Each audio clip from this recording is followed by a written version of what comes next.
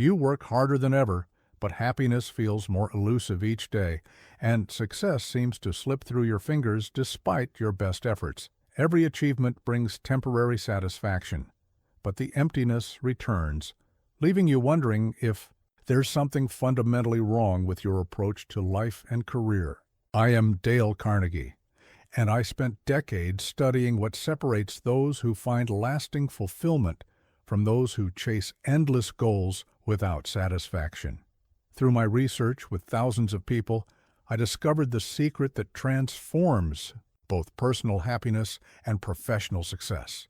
It's not what most people think. What I learned about human nature and genuine achievement will revolutionize how you approach every relationship and every goal. The principles I'll share have created lasting transformation for millions, bridging the gap between temporary victories and enduring fulfillment. But first, like this video, subscribe for more life-changing insights and comment below where you're watching from. I want to know which corner of the world is ready for genuine transformation.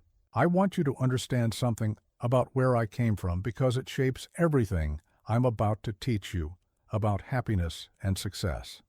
I was born in 1888 on a small farm in Maryville, Missouri, to parents who barely scraped by. My father struggled to make ends meet, and we lived in constant worry about losing our farm.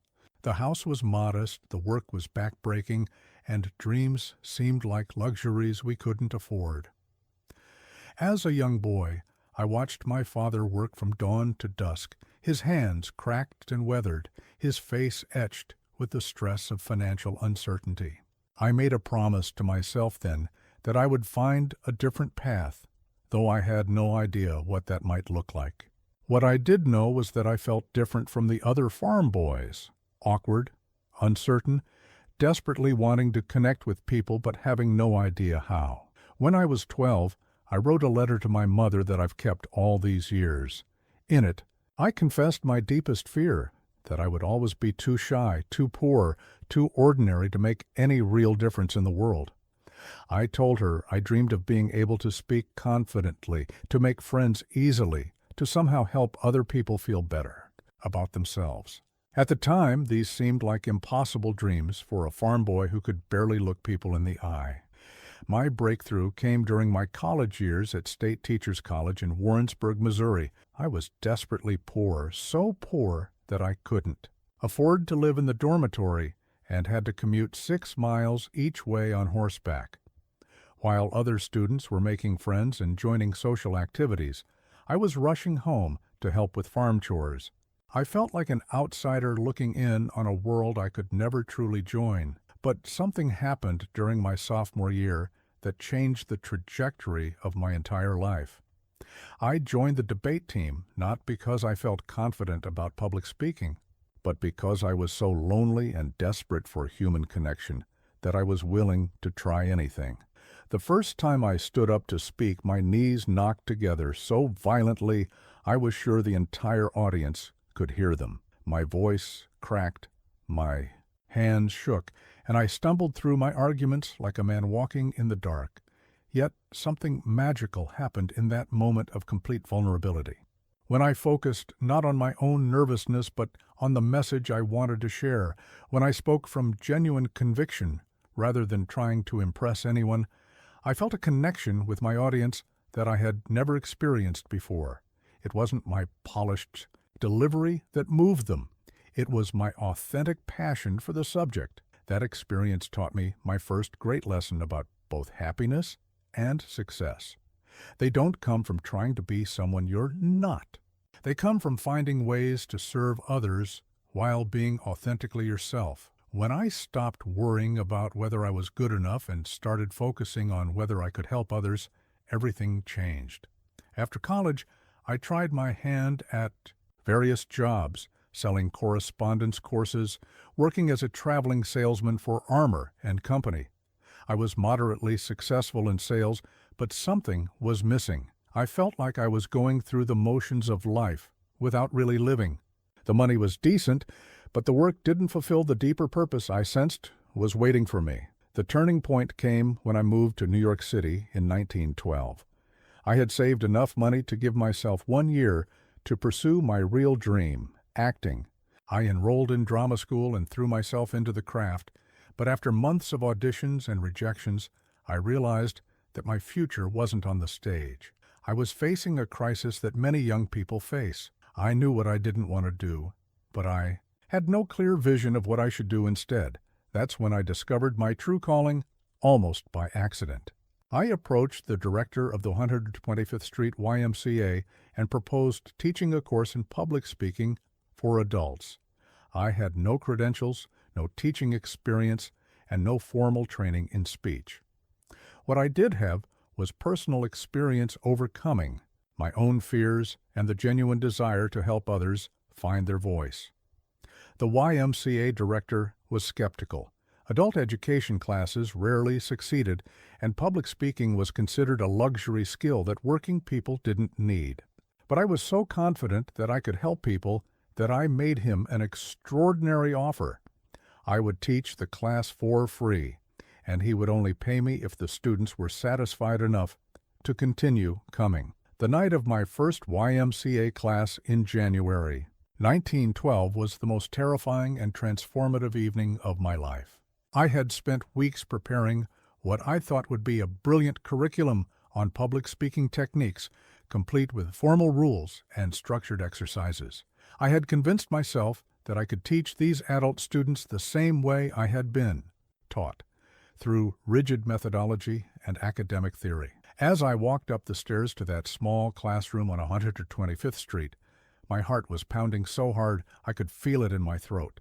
I was 24 years old, barely older than some of my students, and I was about to attempt something that had never been tried before, teaching public speaking to working adults who had no time for academic nonsense. When I opened the door, I saw 18 faces staring back at me with a mixture of skepticism and hope. There was Frank, a burly construction foreman, who mumbled that his boss wanted him to lead safety meetings. Margaret, a secretary who dreamed of someday running her own business but was terrified of speaking up in office meetings. James, a bookkeeper who had been passed over for promotions because he couldn't present his ideas confidently. Each person carried their own fears, their own dreams, their own reasons for being there on a cold Tuesday evening instead of home with their families. I started the class exactly as I had planned, launching into a formal lecture about proper breathing techniques and vocal projection. Within minutes, I could see their eyes glazing over. Frank was fidgeting with his cap, Margaret was staring out the window, and James looked like he was calculating how quickly he could escape. My carefully prepared lesson was dying before my eyes, and I was dying with it. That's when something unexpected happened, something that would revolutionize not just my teaching, but my entire understanding of human nature and success. In a moment of pure desperation, I abandoned my prepared lecture and did something radical. I simply asked Frank to tell us about the most embarrassing thing that had ever happened to him. The transformation was immediate and magical. Frank's entire demeanor changed. He sat up straighter, his eyes lit up, and he began telling us about the time he had fallen into a manhole in front of his girlfriend's house. As he described his muddy emergence and his girlfriend's laughter, the entire room erupted in sympathetic chuckles. For the first time that evening, Frank wasn't just a student, he was a storyteller, a human being sharing his authentic experience with others who understood. But here's what amazed me most. As Frank told his story, his natural speaking ability emerged. He used gestures, his voice carried emotion, he made eye contact, and he held the room's attention completely. All the technical skills I had planned to teach him over weeks were already there, waiting to be unlocked through authentic human connection. Realized in that moment that my entire approach had been backwards. These people didn't need to learn how to speak, they already knew how. They spoke passionately and effectively every day about things that mattered to them. What they needed was the confidence to be themselves in front of others and the permission to share their authentic experiences rather than trying to sound impressive. That night changed my understanding of both teaching and human nature forever. I discovered that the secret to helping others wasn't to give them new skills. It was to help them recognize and trust the abilities they already possessed. When people feel safe to be authentic, when they're encouraged to share their real experiences, rather than putting on a performance, their natural charisma and communication ability shine through. More importantly, I learned that my own happiness and fulfillment came not from being the expert dispensing wisdom, but from being the facilitator helping others discover their own greatness. The joy I felt watching Frank transform from a nervous, fidgeting man into a confident storyteller was unlike anything I had experienced in my previous careers. I had found my purpose, helping others find their voice by finding their authentic selves. After that transformative first night at the YMCA, I threw myself into understanding what had actually happened in that classroom. Why had Frank's transformation been so dramatic? What was the key that unlocked people's natural abilities? The answer came to me gradually through both painful personal experience and careful observation of human nature. I was living alone in a tiny apartment in New York City, knowing virtually no one. Despite my newfound success with the YMCA class, I was profoundly lonely. I would walk the streets of Manhattan, surrounded by millions of people, yet feeling completely isolated. I tried the usual approaches to making friends, joining clubs, attending social events, trying to impress people with my growing reputation as a teacher. Nothing worked. The breakthrough came during a chance encounter at a small cafe near Columbia University. I was sitting alone as usual when I overheard an elderly gentleman at the next table talking to himself about his difficulty choosing between two books. Instead of trying to impress him with my own knowledge, I simply asked him about the books he was considering. His face lit up immediately. For the next hour, Professor Williams, as I learned he was called, told me about his passion for ancient history, his research on Roman military tactics, and his theory about why certain civilizations thrived while others collapsed. I was genuinely fascinated. I asked questions not because I was trying to win his friendship, but because I was truly curious about his expertise. I wanted to understand his world through his eyes. When we finally parted ways, Professor Williams shook my hand warmly and said something that changed my life. "Young man, you're the first person in years who has actually listened to me talk about my work. Most people just wait for their turn to speak." That evening, he invited me to dinner at his home, where I met his family and began what would become a lifelong friendship. This experience taught me the first fundamental principle of both happiness and success. Genuine interest in others is the master key that opens every door.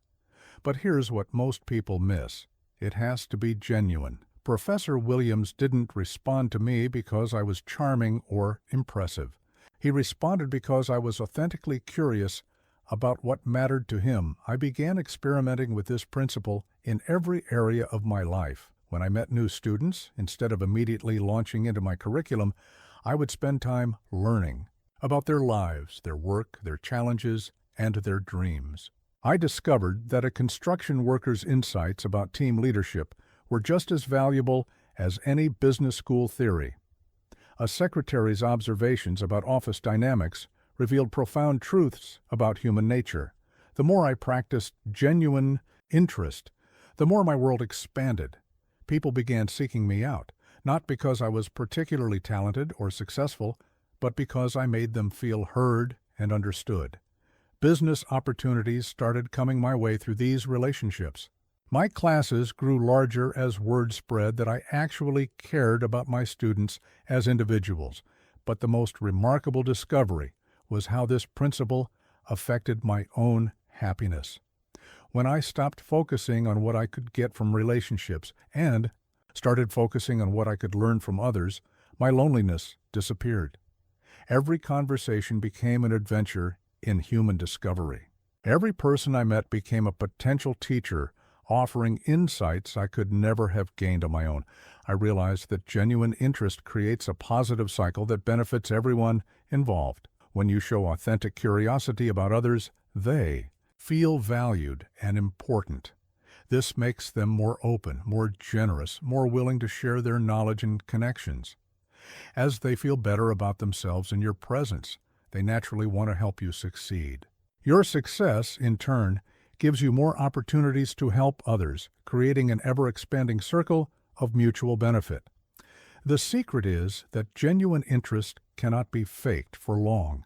People have an instinctive ability to detect whether your curiosity is authentic or merely strategic. The person who asks questions just to manipulate others will eventually be discovered and rejected. But the person who develops a genuine fascination with human nature, who truly wants to understand and appreciate others, will find that the world opens up to them in ways they never imagined possible.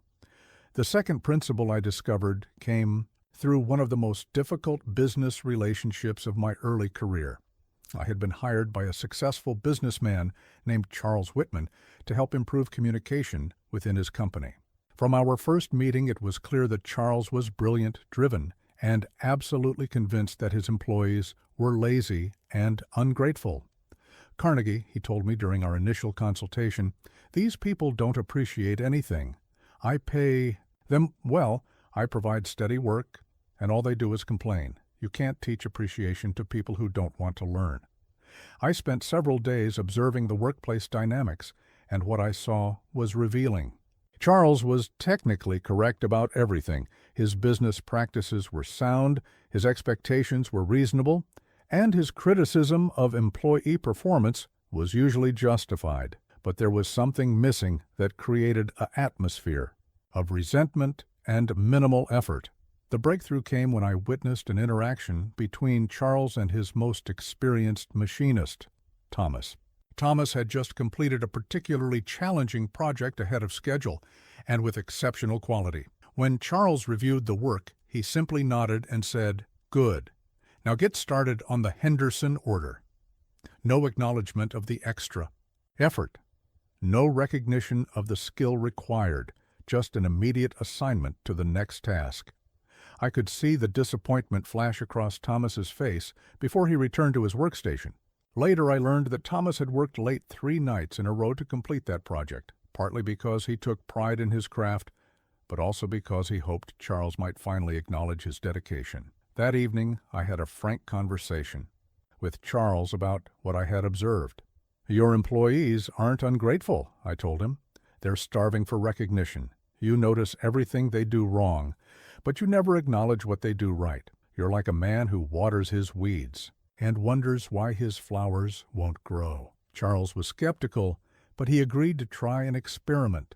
The next day, when Thomas delivered another exceptional piece of work, Charles made a point of examining it carefully and saying, "Thomas, this is outstanding craftsmanship. The precision on these joints is remarkable.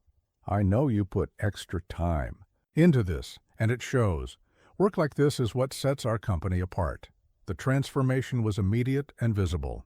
Thomas's chest swelled with pride, his face lit up, and he stood a little taller. More importantly, word of Charles's recognition spread throughout the shop.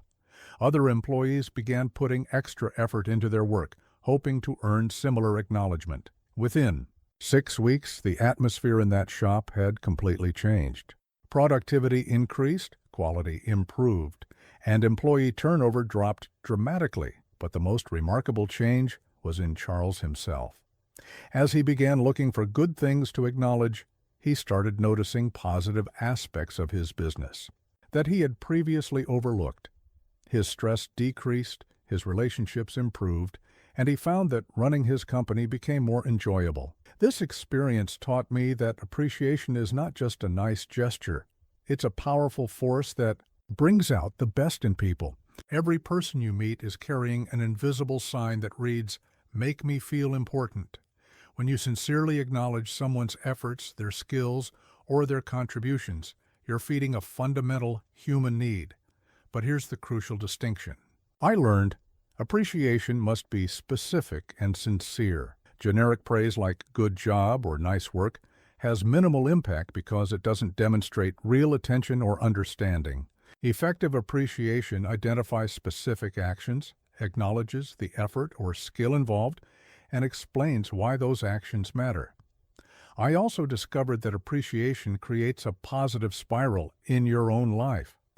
When you train yourself to look for things to appreciate in others, you become more aware of the good things happening around you. This naturally leads to greater happiness and optimism. You begin to see the world as full of capable, well-intentioned people rather than as a place where you must constantly defend yourself against incompetence and selfishness. The business world often treats appreciation as weakness or manipulation, but I learned it's actually one of the strongest tools for creating loyalty, motivation, and success. When people feel genuinely appreciated, they want to continue earning that recognition. They become allies in your success rather than obstacles to overcome. I learned the importance of names through one of the most embarrassing moments of my teaching career. I had been invited to speak at a business conference in Chicago, an opportunity that could significantly advance my reputation. The audience included some of the most influential businessmen in the Midwest, and I was determined to make a powerful impression. Everything was going perfectly until the question and answer session. A distinguished gentleman in the front row raised his hand and asked a thoughtful question about employee motivation. I gave what I thought was a brilliant response, but when I tried to thank him by name, my mind went completely blank. I had been introduced to him not 30 minutes earlier, yet I couldn't remember whether he was Mr. Davidson, Mr. Patterson, or Mr. Anderson. The awkward pause stretched on as I fumbled for his name. Finally, I had to admit, "I'm sorry, sir, but could you remind me of your name?" The gentleman's face showed a flash of disappointment before he politely responded, "Harrison, Robert Harrison." I could see in his eyes that despite my impressive presentation, I had failed a fundamental test of human connection. That night in my hotel room, I was devastated. Here I was, teaching others about human relations, yet I had made one of the most basic mistakes possible. I had forgotten the name of someone I was trying to influence. I realized that all my clever techniques and well-crafted speeches meant nothing if I couldn't demonstrate basic respect for the people I was addressing. I decided that night to master the art of remembering names, not as a party trick, but as a fundamental skill for human connection. I developed a system that served me well throughout my career. When meeting someone new, I would immediately repeat their name in conversation. "It's a pleasure to meet you, Mr. Harrison." I would associate their name with something distinctive about their appearance or background. I would write their name down as soon as possible, along with key details about our conversation. But the real breakthrough came when I understood why. Names matter so profoundly.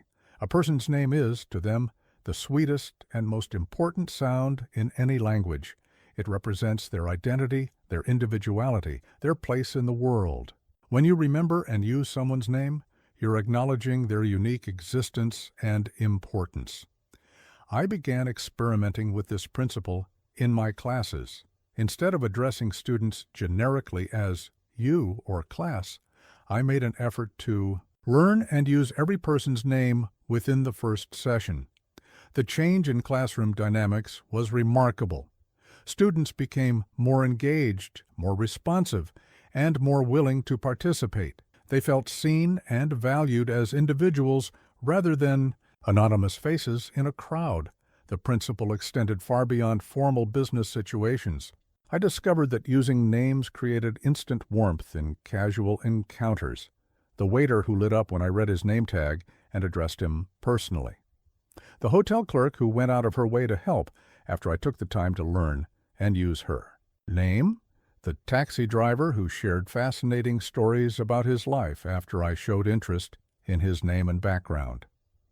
One of my most successful students, Catherine, told me that learning to use names had transformed her career in retail management. Instead of seeing her employees as interchangeable workers, she made an effort to learn not just their names, but the names of their family members and details about their lives outside work. Her store became known for exceptional customer service, largely because her employees felt valued and motivated to excel. The magic of names isn't really magic at all. It's the power of recognition. In a world where people often feel invisible and unimportant, the simple act of remembering and using someone's name sends a powerful message. You matter. You're worth my attention and effort to remember. I learned that forgetting names isn't just a social oversight. It's a missed opportunity to build connection, trust, and influence. Every name you remember is an investment in a relationship. Every name you forget is a small signal that the person isn't important enough to warrant your attention. My education in the art of listening began with a painful lesson about the difference between hearing and truly listening. I was conducting a consultation with the president of a struggling manufacturing company, eager to demonstrate my expertise and secure a significant contract. I had prepared extensively, researching the industry and developing what I believed were brilliant solutions to their problems. From the moment I walked into his office, I dominated the conversation. I presented my analysis, outlined my recommendations, and explained how my methods had helped other companies. For 45 minutes, I spoke almost continuously, pausing only long enough for him to nod or offer brief confirmations. I was impressed with my own performance and confident that I had won him over with my knowledge and enthusiasm. As our meeting concluded, the president thanked me politely and said he would be in touch. I left feeling triumphant, already planning how I would implement my strategies for his company, but the call never came. When I followed up a week later, his secretary informed me that they had decided to work with another consultant. I was baffled and frustrated. How could they choose someone else when I had clearly demonstrated superior knowledge and given them exactly what they needed? It wasn't until months later, through a mutual acquaintance, that I learned what had actually happened in that meeting. The president had been facing a crisis that went far beyond the technical problems I had identified. His company was family-owned, started by his father, and he was struggling with the emotional burden of potentially having to lay off employees who had worked for his family for decades. He had hoped our consultation might help him find alternatives to the painful decisions he was facing. "Your Mr. Carnegie certainly knew his business," he told our mutual friend, "but he never once asked about what was really keeping me awake at night. He had all the answers, but he never bothered to understand the real questions." That feedback hit me like a physical blow. I realized that, in my eagerness to impress, I had completely failed to listen. I had treated that meeting as an opportunity to showcase my expertise rather than as a chance to understand his actual needs. I had been so focused on talking that I had missed the real conversation happening beneath the surface. From that day forward, I revolutionized my approach to every human interaction. Instead of preparing speeches, I prepared questions. Instead of planning what I would say, I focused on creating space for others to share what they needed to say. The transformation in my effectiveness was immediate and dramatic. I discovered that most people are desperate to be truly heard. In our busy world, genuine listening has become so rare that when someone experiences it, the effect is powerful and memorable. People began seeking me out, not because of my brilliant advice, but because I gave them something even more valuable, my complete attention and understanding. During one of my classes, I asked students to experiment with listening for an entire week. They were to focus entirely on understanding what others were saying rather than preparing their own responses. The results were remarkable. Sarah, a sales manager, closed 3 major deals that had been stalled for months simply by listening carefully enough to understand her clients' real concerns. Michael, an engineer, solved a persistent problem at work by listening to suggestions from technicians he had previously dismissed. True listening requires more than just staying quiet while others speak. It means listening with your whole being, watching for nonverbal cues, asking clarifying questions, and reflecting back what you've heard to ensure understanding. It means being genuinely curious about the other person's perspective rather than just waiting for your turn to talk. I learned that listening is the gateway to all other human relation skills. When people feel truly heard, they become more open, more trusting, and more willing to be influenced. They share information they wouldn't normally reveal, admit to problems they usually hide, and often solve their own challenges simply by talking through them with someone who truly understands. The lesson about speaking to others' interests came during what I initially thought was the most boring dinner party of my life. I had been invited to the home of a wealthy industrialist who was considering enrolling in my advanced course. The evening seemed like a perfect opportunity to discuss my teaching methods and share success stories from my classes. The dinner began with typical small talk, but as the evening progressed, I found myself seated next to an elderly woman named Mrs. Patterson, who seemed uninterested in business or professional development. Instead, she began talking about her passion for growing orchids. My first instinct was to politely listen for a few minutes and then steer the conversation toward topics more relevant to my business goals. But something in her voice caught my attention. Mrs. Patterson wasn't just discussing orchids. She was sharing a world of beauty, science, and dedication that had consumed 30 years of her life. She spoke about the delicate balance of humidity and temperature required for different species, the years of patient cultivation needed to produce a single perfect bloom, and the joy of discovering new varieties that had never been successfully grown in America. Instead of changing the subject, I found myself genuinely fascinated. I began asking questions about her techniques, her favorite varieties, and the challenges she had overcome. Her face transformed as she realized I was truly interested in her passion.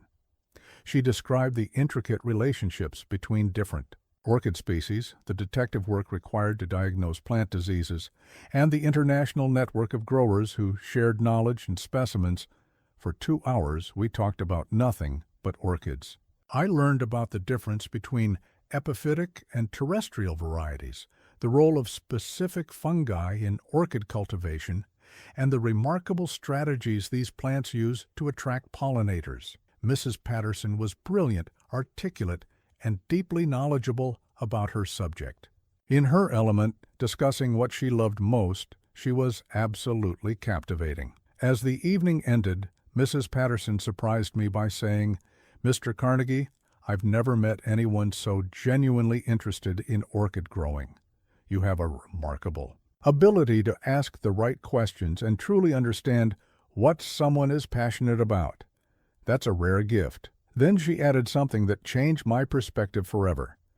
Anyone who can listen and respond so thoughtfully to something outside their expertise would be an exceptional teacher. I'd like to enroll my son in your course. That evening taught me that the secret to connecting with people isn't to talk about what interests you. It's to discover and speak about what interests them. Every person has subjects that light them up, areas where their knowledge and passion make them fascinating conversationalists. When you find those subjects and show genuine curiosity about them, you see people at their best. I began applying this principle systematically in all my interactions. Before important meetings, I would research not just the business topics we needed to discuss, but also the personal interests of the people I was meeting with. I discovered that a banker who seemed cold and analytical during business hours became animated and insightful when discussing his hobby of Civil War history. A stern factory owner transformed into an engaging storyteller when asked about his experiences as a volunteer firefighter. The principle worked equally well in my teaching.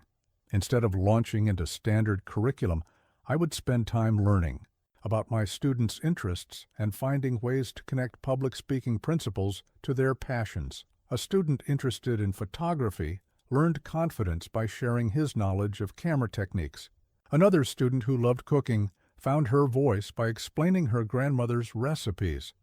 I realized that speaking to others' interests accomplishes multiple goals simultaneously.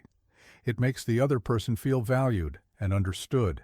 It allows you to see them in their most positive light. It creates genuine connection based on shared enthusiasm. and it often reveals unexpected insights and opportunities that would never emerge through conventional conversation. The key is authentic curiosity. People can detect whether your interest is genuine or merely strategic, and they respond accordingly. When you develop a sincere fascination with what makes others tick, every conversation becomes an opportunity for mutual enrichment and connection. The profound power of making others feel important revealed itself to me through an encounter that began with my own crushing sense of insignificance. I was attending a reception for business leaders in New York, feeling like an imposter among these titans of industry. I was still relatively unknown, my classes were small, and I questioned whether I belonged in such distinguished company.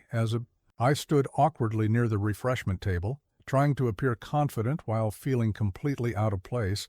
I noticed an elderly gentleman sitting alone in the corner.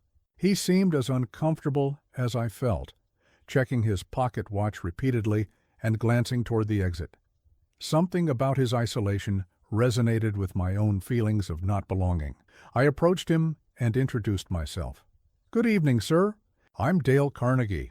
You look like you might be as ready to escape this crowd as I am." He smiled slightly and introduced himself as William Morrison, recently retired from 40 years in the textile business.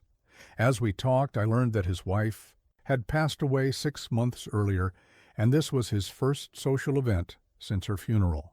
His children had encouraged him to attend, but he felt lost and uncertain in social situations without her. Instead of seeing him as someone who could potentially help my career, I saw him as a fellow human being struggling with loneliness and transition. I began asking him about his business experience, his innovations in textile manufacturing, and the challenges he had overcome during the Great Depression. As he shared his stories, his entire demeanor transformed. William had started as a floor sweeper in a textile mill and worked his way up to owning 3 factories. He had invented a process for treating cotton that improved durability and reduced costs. During the Depression, he had kept his factories running by cutting his own salary to zero while maintaining his workers' wages.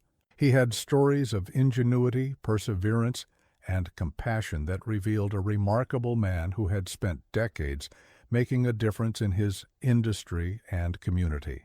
For the next hour, I listened with genuine fascination as William shared his life's work. I asked detailed questions about his innovations, sought his advice on business challenges, and expressed sincere admiration for his accomplishments.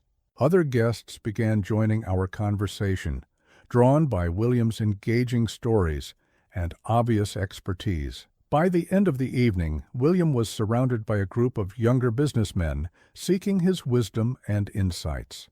His loneliness had been replaced by a sense of purpose and value. As the reception concluded, he shook my hand warmly and said, "Dale, thank you for reminding me that my experience still matters. I had forgotten that I might have something valuable to offer." That evening changed both of our lives. William became a mentor and eventually one of my most influential supporters, opening doors and making introductions that accelerated my career immeasurably. But more importantly, I learned that the simple act of treating someone as important, really important, can transform not just their evening, but their entire sense of self-worth. I began applying this principle deliberately in every interaction.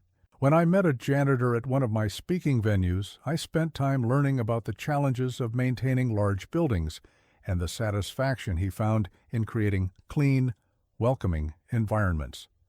When I encountered a young secretary, I asked about her observations of office dynamics and her aspirations for career growth.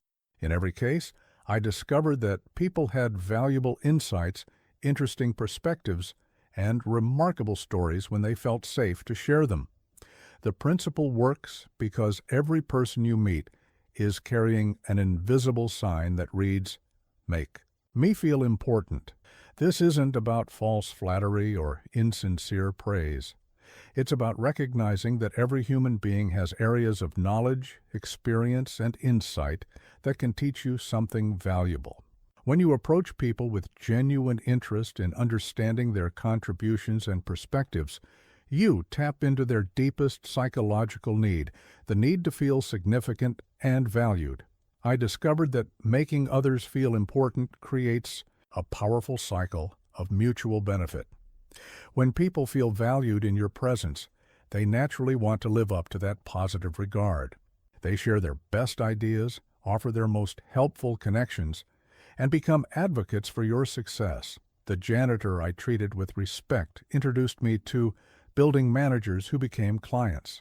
The secretary whose opinions I valued recommended my services to her executive boss. Most remarkably, I found that the more I practiced making others feel important, the more important I felt myself. When you spend your time recognizing the value in others, you develop a deep appreciation for the richness and diversity of human experience.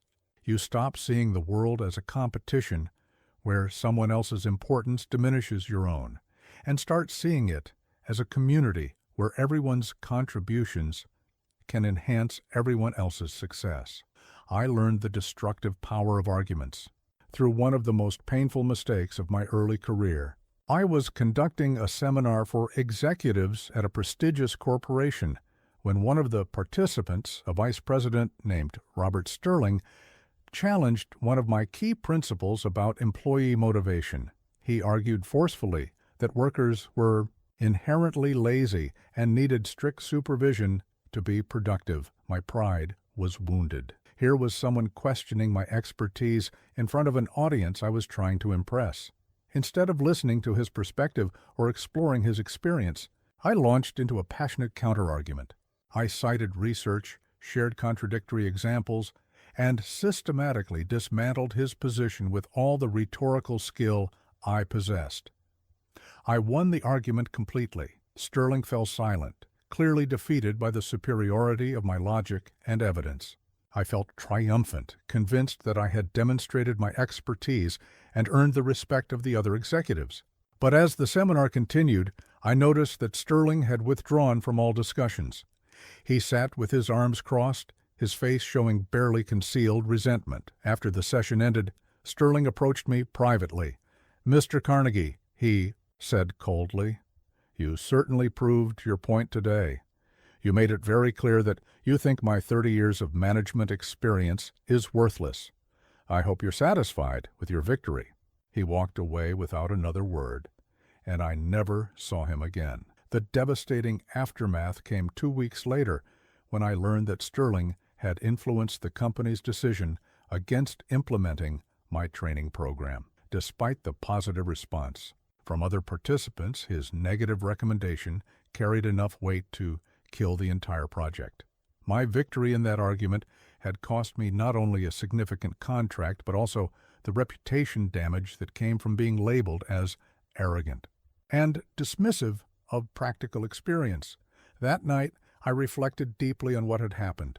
I realized that my need to be right had blinded me to everything that was actually important. Sterling wasn't just expressing an opinion. He was sharing real concerns based on actual experiences with difficult employees. Instead of exploring those experiences and finding common ground, I had treated him as an opponent to be defeated rather than as a potential ally to be understood. I began studying the psychology of arguments and discovered a profound truth. You can never really win an argument.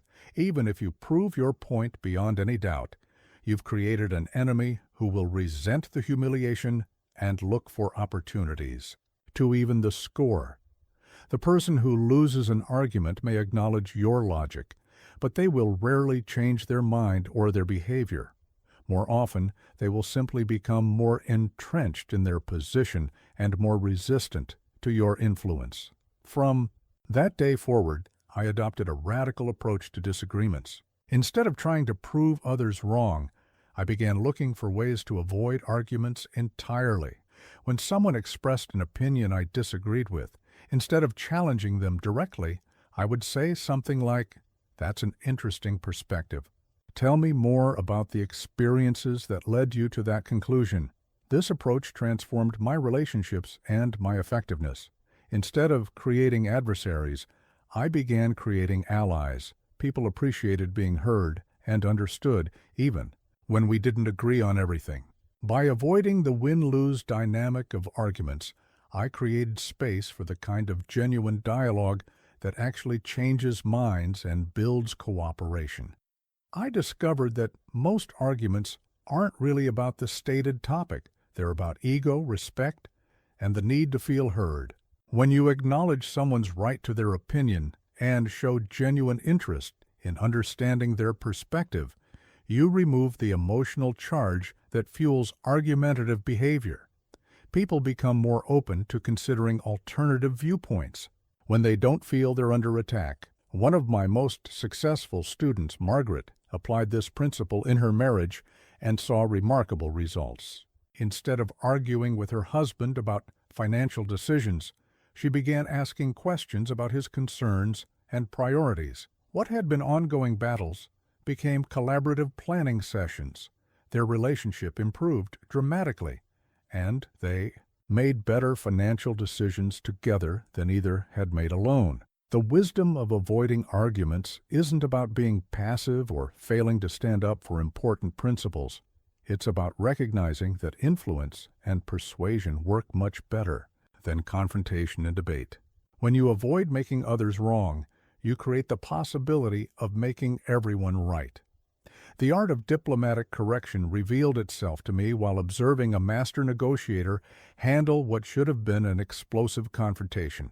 I was consulting for a company where two department heads, Jenkins and Morrison, had been engaged in a bitter dispute over resource allocation. Their disagreement had escalated to the point where they refused to attend meetings together, and the entire organization was suffering from their conflict. The company president, desperate to resolve the situation, brought in an experienced mediator named Samuel Hartford. I was permitted to observe the session, expecting to witness either a miraculous reconciliation or a complete breakdown that would result in one or both men being fired. Hartford began the meeting by asking each man to present his position. Jenkins argued passionately that Morrison's department was wasting resources and demanding unrealistic support. Morrison countered with equal intensity that Jenkins was undermining his department's critical functions and blocking necessary improvements. Both men presented compelling cases, but their mutual accusations created an atmosphere of hostility that seemed impossible to overcome. What happened next changed my understanding of human nature forever. Instead of determining who was right and who was wrong, Hartford did something remarkable. He said, "Gentlemen, I can see that you're both deeply committed to the success of this company. Jenkins, your concern about resource efficiency shows real fiscal responsibility. Morrison, your push for necessary improvements demonstrates valuable leadership vision." Then, instead of telling either man he was wrong, Hartford continued, "I'm wondering if there might be some information that could help us see this situation even more clearly. Jenkins, what if Morrison's improvements actually increased efficiency in the long run? Morrison, what if there were ways to achieve your improvements while addressing Jenkins's cost concerns?" The transformation was immediate. Both men stopped defending their positions and started exploring possibilities. Within an hour, they had developed a solution that neither had considered before, a phased implementation plan that addressed cost concerns while enabling necessary improvements. They left the meeting as collaborators rather than enemies. I realized that Hartford had never told either man he was wrong, yet he had completely changed their thinking. He had honored their intelligence and good intentions, while gently guiding them toward a broader perspective. He had made it safe for them to consider new ideas without feeling defeated or humiliated. This experience taught me that the words "you're wrong" are among the most destructive phrases in human communication. When you tell someone they're wrong, you're not just challenging their opinion, you're attacking their intelligence, their judgment, and their ego. Most people will defend their position more fiercely after being told they're wrong than they did before the challenge. I began experimenting with alternative approaches. Instead of saying you're wrong, I learned to say things like, I may be mistaken, but I thought, or help me understand how that works, or that's one way to look at it. Have you considered? These phrases allowed me to introduce different perspectives without triggering defensive reactions. The technique proved invaluable in my teaching. When students expressed misconceptions about public speaking, instead of correcting them directly, I would say something like, "That's a common concern. Let me share what I've observed in similar situations." This approach allowed students to learn without feeling foolish about their initial assumptions. One of my most rewarding successes came with a student named David, who was convinced that effective speakers were born with natural talent that couldn't be learned. Instead of telling him he was wrong, I said, "David, you might be surprised to learn that many of our most successful speakers started with the same belief. What changed their minds was discovering the specific techniques that create the appearance of natural talent." This approach opened David's mind to possibility rather than closing it in defense of his original position. He became one of my most dedicated students and eventually one of my most successful speakers. Years later, he told me that my refusal to make him wrong about his initial beliefs had been crucial to his willingness to learn. The principle extends far beyond formal disagreements. In daily interactions, we constantly encounter opportunities to tell others they're wrong about small matters, directions, facts, procedures, interpretations. Each time we resist that urge and find gentler ways to share correct information, we preserve relationships and maintain influence. My education in the power of admitting mistakes came through one of the most humbling experiences of my professional life. I had been invited to speak at a national conference of business leaders representing the peak of my early success. The topic was modern management principles, and I had prepared what I considered to be a groundbreaking presentation about revolutionary approaches to employee motivation. The speech went beautifully. I presented case studies, shared compelling statistics, and outlined bold new strategies that challenged conventional wisdom. The audience was engaged, taking notes enthusiastically, and I felt like I was delivering the performance of my career. During the question period, I handled challenges confidently, backing up my points with additional examples and research. 3 days after the conference, I received a devastating letter from Dr. Elizabeth Morrison, a respected researcher in industrial psychology. She politely but firmly pointed out that several of my key statistics were outdated. 2 of my case studies had been misrepresented in ways that changed their meaning, and one of my central arguments contradicted more recent research that I had apparently overlooked. Dr. Morrison wasn't attacking me personally. Her tone was professional and constructive. But the implications were clear. I had presented inaccurate information to hundreds of influential business leaders, potentially affecting decisions that would impact thousands of employees. My first instinct was to defend myself, to find ways to minimize the errors or shift blame to my research assistants. But as I sat with Dr. Morrison's letter, I realized that I faced a choice that would define my character and my future reputation. I could try to cover up my mistakes, hoping that few people would notice the discrepancies. Or I could acknowledge my errors publicly and take full responsibility for the harm they might cause. The decision was agonizing, admitting such significant mistakes could destroy my credibility and end my career just as it was gaining momentum. But I knew that trying to hide the truth would be even more destructive in the long run.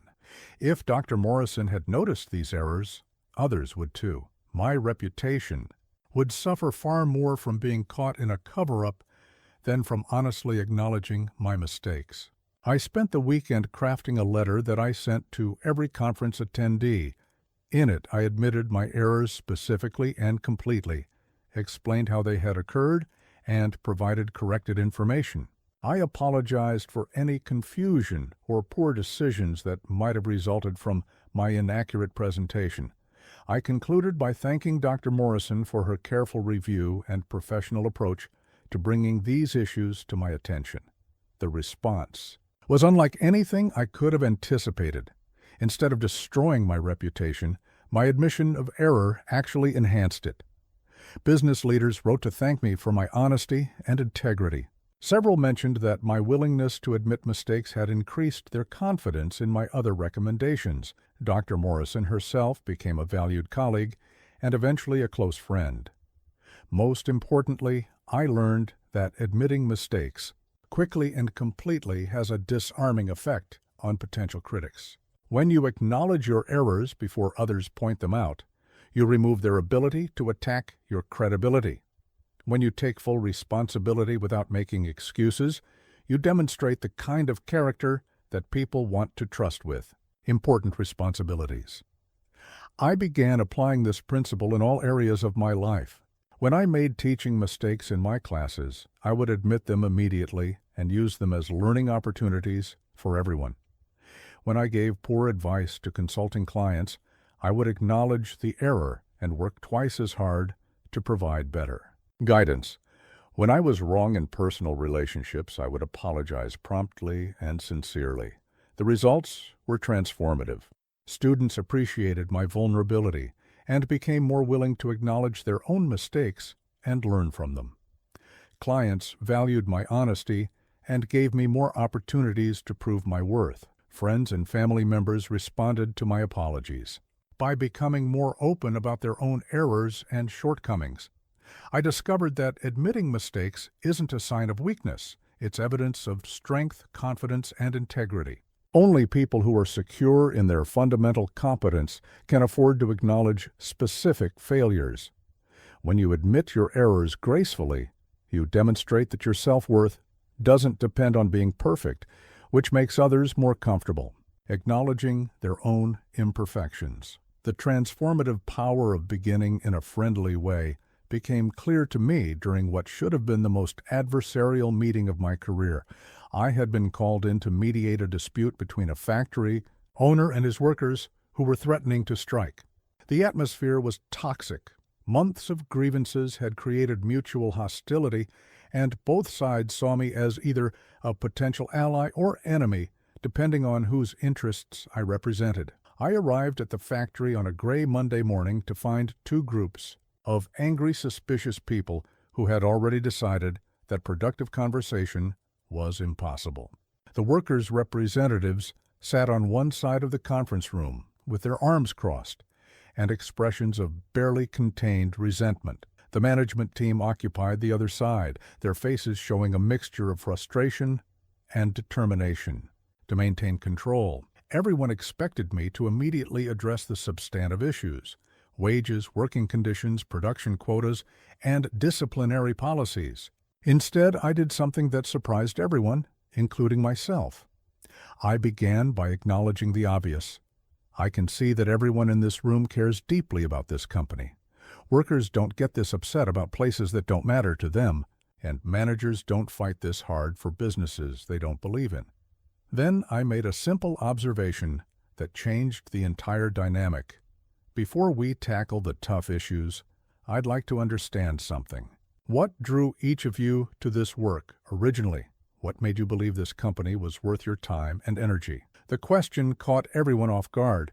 Instead of launching into complaints and counter-arguments, people began sharing personal stories. Robert, a machine operator, talked about starting as an apprentice 20 years earlier and taking pride in the precision parts he produced.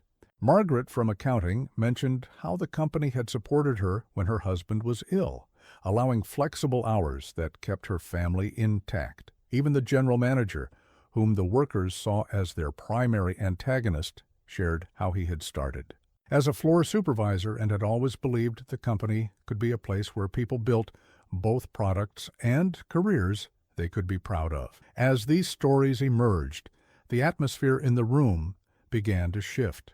People weren't just adversaries anymore. They were human beings with shared history and common hopes.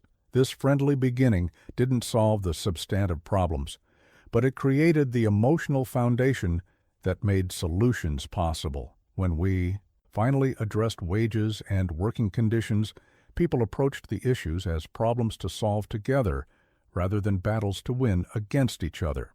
The strike was averted, and both sides developed solutions that neither had considered when they were focused solely on their differences. That experience taught me that the first few minutes of any interaction set the tone for everything that follows.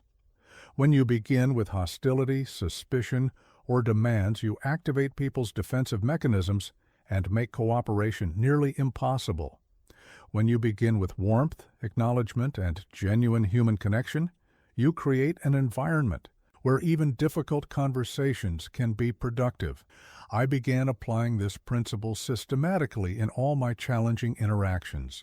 Before discussing problems with difficult students, I would start by acknowledging their efforts and expressing confidence in their potential. Before negotiating with resistant clients, I would begin by finding genuine points of agreement and appreciation. Before addressing conflicts in my personal relationships, I would start by reaffirming my care for the other person. The technique proved especially valuable in my teaching. When students arrived for classes feeling nervous or skeptical, I would begin each session by creating an atmosphere of warmth and acceptance. Instead of immediately launching into curriculum, I would spend time helping people feel comfortable and valued. This friendly beginning made students more receptive to challenging feedback and more willing to take the risks necessary for growth. One of my most successful consulting projects involved a company where department heads had been engaged in destructive competition for resources. Instead of addressing their conflicts directly, I began our first meeting by having each person share a success story from another department that they genuinely admired. This friendly beginning shifted their focus from what was wrong to what was working, creating a foundation for collaborative problem solving.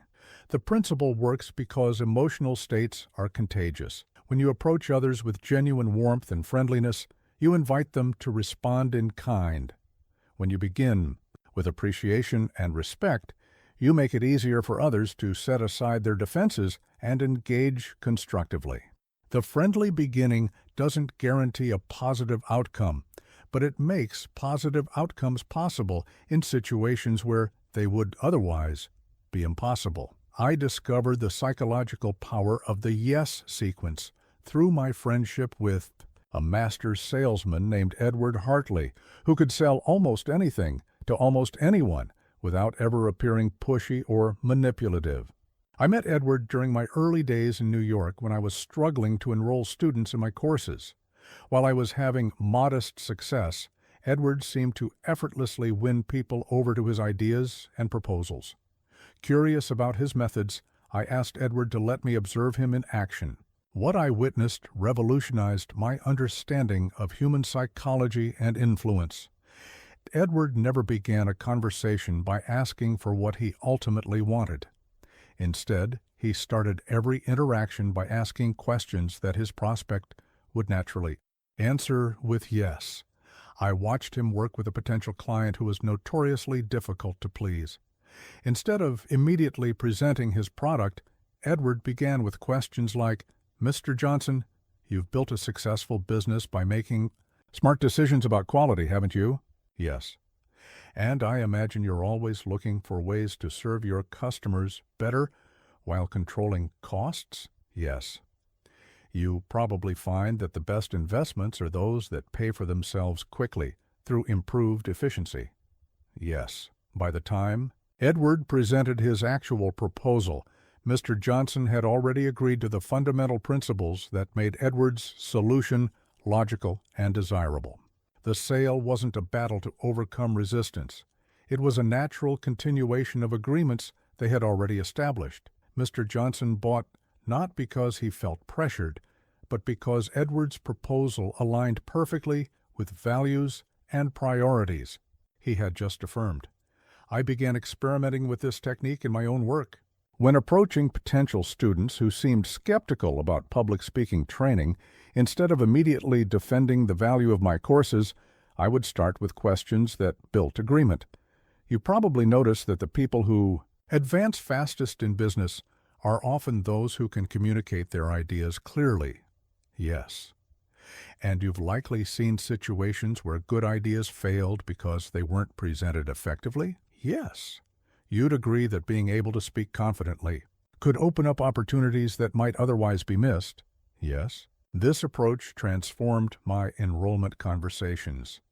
Instead of feeling like I was trying to convince reluctant prospects, I found myself having collaborative discussions with people who had already acknowledged the importance of the skills I taught. The resistance dissolved because we were building on shared understanding rather than fighting over opposing positions.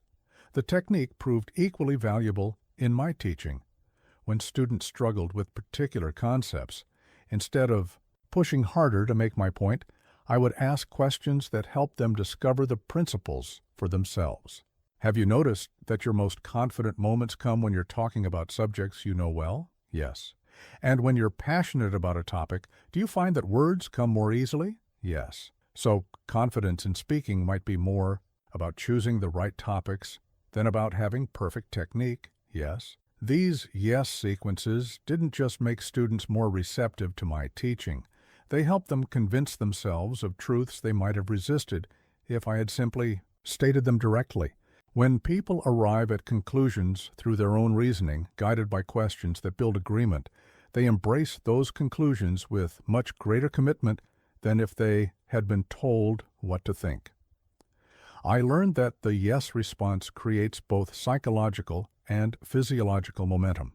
When people say yes, they experience a sense of harmony and forward movement. Their body language opens up, their mental defenses relax, and they become more receptive to additional agreements. Conversely, when people say no, they often become more entrenched in opposition, making subsequent agreements more difficult. One of my most successful applications of this principle involved a corporate client who was initially resistant to investing in communication training for his employees.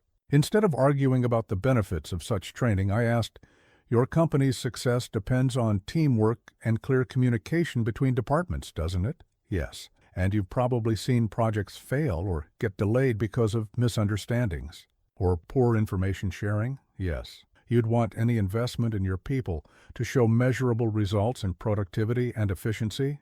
"Yes." By the time I presented my specific proposal, he had already agreed to all the underlying assumptions that made my services valuable. The conversation shifted from whether to invest in communication training to how to implement it most effectively. The revelation about the power of silence came during a consultation that I was certain would end in failure. I had been invited to meet with the chairman of a major corporation who was considering my services for executive communication training. This was potentially the largest contract of my career, and I had prepared extensively, developing detailed presentations about my methods, success stories, and innovative approaches. When I arrived at his impressive office, Chairman Williams greeted me cordially but seemed distracted and somewhat cold. I launched into my carefully rehearsed presentation, explaining my background, outlining my training methods, and sharing testimonials from satisfied clients. I spoke for nearly 20 minutes, covering every point I had planned to make, confident that I was demonstrating my expertise and professionalism. When I finished, Williams leaned back in his chair and said something that stopped me cold. "Mr. Carnegie, that was a very impressive presentation. But I'm curious, do you actually want to know what we need? Or are you more interested in telling me what you think we need?" I was stunned.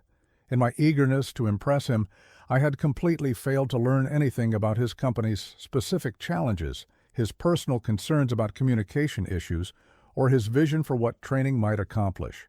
I had treated him as an audience for my sales pitch, rather than as a knowledgeable expert who might have valuable insights to share. "You're absolutely right," I admitted. "I've been so focused on explaining what I do that I haven't bothered to understand what you need. Would you be willing to start over?" What happened next transformed my understanding of influence and persuasion forever. For the next hour, I asked questions and listened as Williams shared his frustrations, concerns, and hopes. I learned that his company was struggling with internal communication breakdowns that were costing millions in missed deadlines and duplicated efforts. More personally, he confided that his own discomfort with public speaking was limiting his effectiveness as a leader and causing him to avoid important industry forums. As Williams talked, he began solving his own problems. He described situations where better communication could have prevented costly mistakes. He identified specific executives who needed development. He even outlined what successful training outcomes would look like for his organization. By the end of our conversation, he had essentially designed his own training program and convinced himself that it was exactly what his company needed. I left that meeting with the largest contract of my career, but more importantly, I had learned that letting others do the talking is often the most powerful form of persuasion. When people are allowed to express their thoughts completely, they often talk themselves into the very conclusions you hope they'll reach. This experience led me to revolutionize my approach to every type of interaction. In my classes, instead of lecturing about public speaking principles, I began asking students to share their experiences and observations. They would describe situations where they had communicated effectively, analyze what had worked, and identify areas for improvement. Through these discussions, they discovered most of the principles I had planned to teach them, but now they owned those insights because they had arrived at them through their own reasoning. The technique proved invaluable in consulting work. Rather than presenting solutions to client problems, I learned to ask questions that helped clients articulate their challenges, explore possible approaches, and develop their own strategies. The solutions they created were often more innovative and practical than anything I might have suggested, and their commitment to implementation was total because they felt ownership of the ideas. One of my most memorable successes involved a student named Patricia who was convinced she could never be an effective speaker because she was too introverted. Instead of arguing with her self-assessment, I simply asked her to describe situations where she felt most comfortable communicating. As she talked, she realized that she was highly effective in one-on-one conversations, small group discussions, and written communications. Through our conversation, she discovered that her introversion was actually thoughtfulness and preparation, qualities that could become strengths in public speaking with the right approach. I learned that people have an innate wisdom about their own situations that often exceeds any advice an outsider can provide. When you create space for others to think out loud, they access insights and solutions that remain hidden when they feel pressured to defend their positions or respond to someone else's agenda. The art of idea ownership became clear to me through a frustrating failure that taught me more about human nature than any success ever could. I had developed what I believed was a brilliant improvement to my teaching curriculum, a new approach to building confidence that would help students overcome their fears more quickly and effectively than my traditional methods. I was particularly excited to share this innovation with my advanced class, a group of experienced professionals who had been studying with me for several months. I prepared a detailed presentation explaining the psychological principles behind my new approach, the research that supported it, and the specific techniques that would make it more effective than what we had been doing. The response was disappointing and puzzling.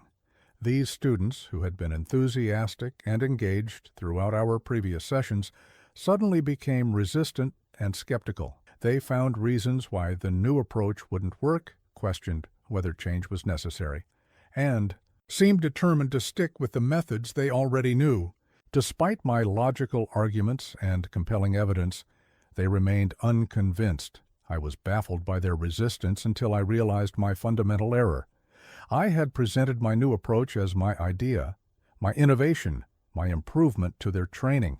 Unconsciously, I had positioned them as passive recipients of my wisdom, rather than as active participants in their own development. No matter how good my idea was, they were reluctant to embrace something that made them feel like students receiving instruction rather than professionals making choices. The breakthrough came when I decided to try a completely different approach with my next group. Instead of presenting my new method as a finished solution, I shared my observations about confidence building and asked for their insights. "I've been noticing some interesting patterns in how people develop confidence," I began. "I'm curious about your experiences. Have you found that confidence comes more from mastering techniques or from having authentic experiences of success?" The discussion that followed was remarkable. As the students shared their experiences and observations, they began discovering the very principles I had wanted to teach them. Sarah mentioned that her most confident speaking moments came when she was sharing knowledge she had gained through personal experience. Michael observed that techniques felt artificial until he had real success that proved they worked. Janet noted that confidence seemed to transfer from familiar situations to new ones when the underlying principles were the same. Within an hour, this group had collectively developed an approach to confidence building that was nearly identical to my original innovation. But now it was their approach, based on their insights and their experiences.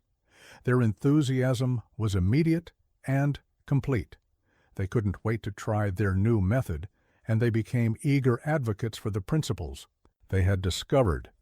This experience taught me that people support what they help create. When someone feels ownership of an idea, they will defend it, refine it, and implement it with an energy and commitment that can never be achieved through external persuasion. Conversely, even the best ideas will face resistance when they're perceived as impositions from outside authorities. I began applying this principle systematically in all my work. When consulting with organizations about communication problems, instead of arriving with predetermined solutions, I would ask questions that help them analyze their own situations and develop their own strategies. The solutions they created were often more innovative and practical than anything I might have suggested because they were based on intimate knowledge of their specific circumstances and culture. In my personal relationships, I learned to plant seeds of ideas rather than trying to convince others directly. When my wife was considering a career change that I thought would be beneficial, instead of arguing for it, I asked questions about her interests and goals that helped her reach her own conclusions. When friends were struggling with decisions, I found that helping them think through their options was far more effective than offering advice. One of my most successful applications of this principle involved a corporate client whose executives were resistant to communication training. Instead of trying to convince them of its value, I asked them to identify their biggest business challenges and explore how communication issues might be contributing to those problems. Through this process, they discovered for themselves that improving internal communication could solve several costly organizational problems. They designed their own training program and became passionate advocates for the very changes they had initially resisted. The principle works because ownership creates emotional investment. When people feel that an idea belongs to them, their ego becomes aligned with its success rather than threatened by its implications. They stop looking for reasons why it won't work and start finding ways to make it work better. My education in the transformative power of perspective-taking began during one of the most challenging negotiations of my career. I had been hired to resolve a bitter dispute between a publishing company and their most successful author, whose relationship had deteriorated to the point where both sides were threatening lawsuits that would destroy millions of dollars to value and years of productive partnership. The author, whom I'll call Jonathan, felt exploited and undervalued. He believed the publisher was taking advantage of his success while providing inadequate marketing support and offering unfair contract terms. The publisher, represented by their president, Sarah, felt that Jonathan was ungrateful and unrealistic, making impossible demands while ignoring the substantial investments they had made in his career. My initial meetings with each party separately revealed two completely different versions of the same events. Jonathan saw every interaction through the lens of an artist being exploited by by a commercial enterprise that didn't understand or appreciate creative work. Sarah viewed every situation from the perspective of a business professional dealing with an emotional and unpredictable creative personality who didn't understand commercial realities. Both parties were intelligent, reasonable people, but they were trapped in their own perspectives and unable to see the situation through each other's eyes. My breakthrough came when I decided to spend several days deeply immersing myself in each person's world, trying to understand not just their positions, but the underlying experiences and values that shape their viewpoints.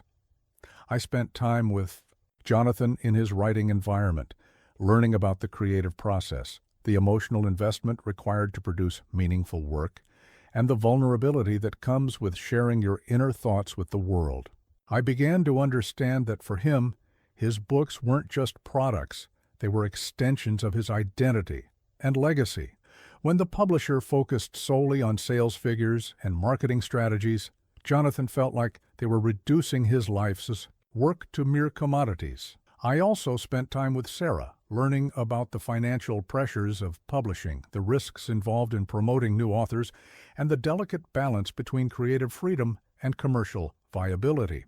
I came to understand that, from her perspective, Jonathan's demands weren't just expensive, they threatened the financial stability that allowed the company to take risks on new authors and continue supporting established ones. Armed with these deeper insights, I approached the final negotiation session differently than I had ever approached any conflict resolution.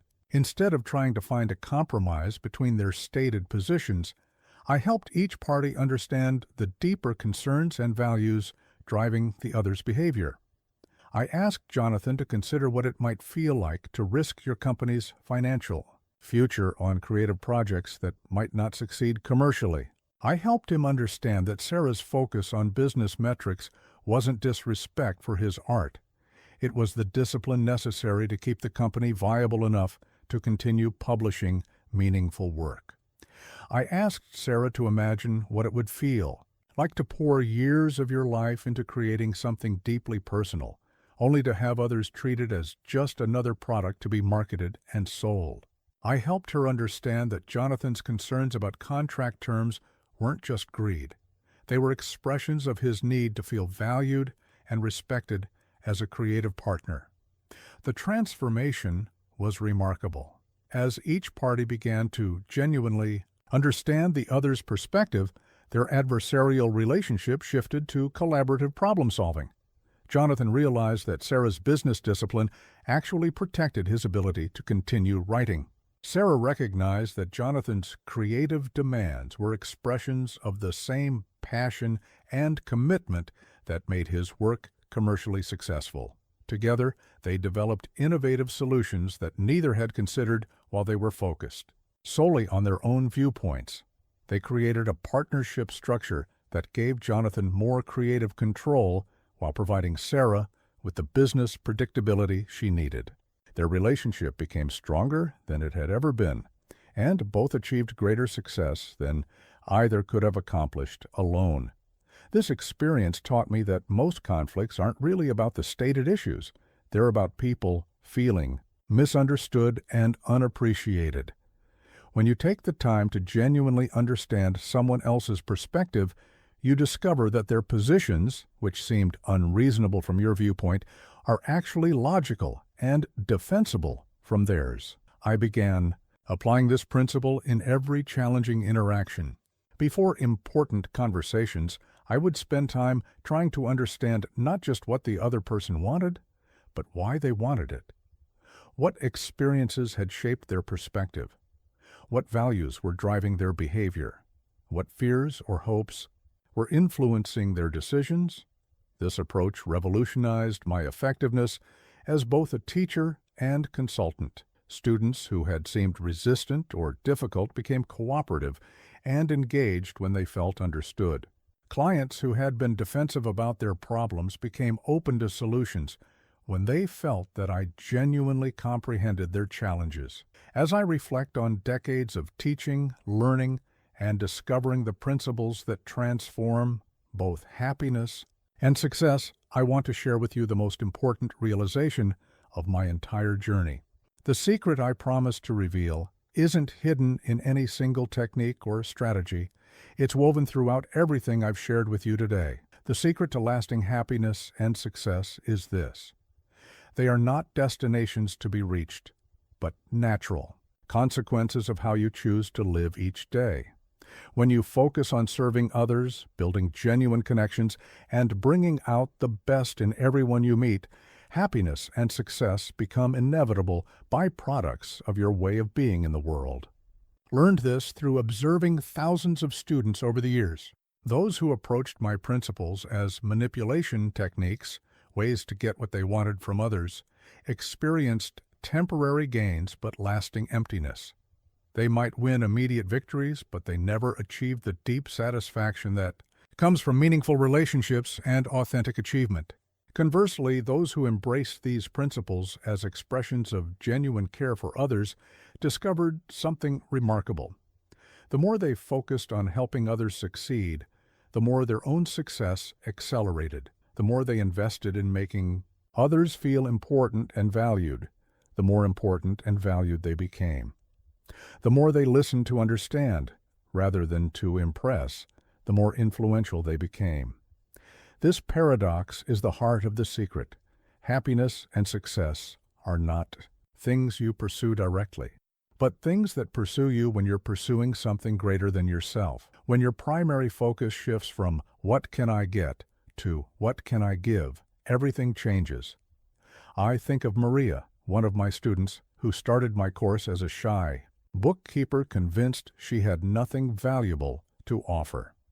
As she began applying the principle of genuine interest in others, she discovered that her colleagues had fascinating stories, innovative ideas, and valuable insights she had never noticed.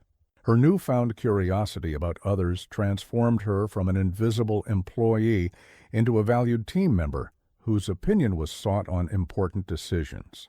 Within 2 years, Maria had been promoted to department supervisor, not because she had learned to manipulate people, but because she had learned to see and appreciate the potential in everyone around her.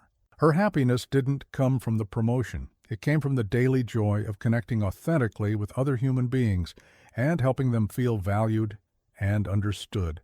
I think of Thomas, a factory manager who initially resisted my teachings because he believed workers were motivated only by fear and strict supervision. When business pressures forced him to try a different approach, he began applying the principles of appreciation and making others feel important. His transformation was dramatic, not just in his management effectiveness, but in his entire experience of work and life. Thomas discovered that treating his workers as valuable human beings with insights worth hearing didn't make them lazy or entitled. It made them committed partners in the company's success.